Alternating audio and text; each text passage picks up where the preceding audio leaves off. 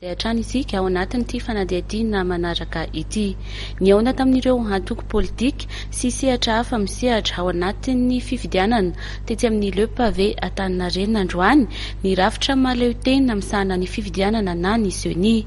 Anisany nisongadina tamin'izany fihaonana izany ny firesahana ny amin'ny fitsipy-dalao mikasika ny fifidianana velozisina hatrany.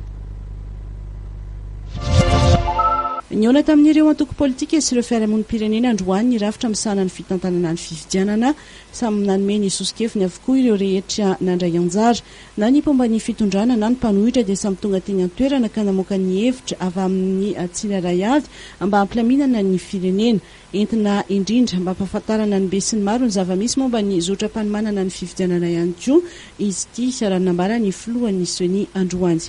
Hoe tsy vita ny raharaham-pifidianana fa anjaka foana fiahiahina raha tsy sokafana ny be sy ny maro ny adihevitra. Satria raha tsofoka ao anatina fifidianana tsika kanefa be da be ny zavatra tsy mazava sy ny fiahiahina dia hiteraka olana foana le fifidianana. Lafiny anankiray zay. Lafiny anankiray faharoa ihany koa dia ilaina hampafantarina fomba fandehanan'ny zotra-pifidianana sy manodidina an'izany mpiantsehatra rehetra mba hitovy ny niveau d'information. Mbola mampametra-panontaniana andreo antoko politika kosa aloha hatreto raha tena mahafeno fepetra afaka hikarakara ny fifidianana ity rafitra mahaleo teny ity. Alohan'ny daty ny fifidianana dia tokony hazava tsara ny fitsipy-dalao rehetra hoy ny avy amin'ny antoko TIM.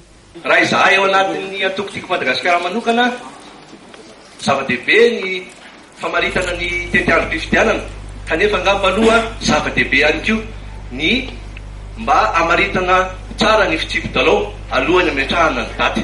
Raha ny fahatsapana ny resaka ny fanaovan'ny CENI sy ireo antoko politika androany dia hita fa tsy matoky ity ravitra ity intsony ny ankabeazan'ireo antoko politika ireo.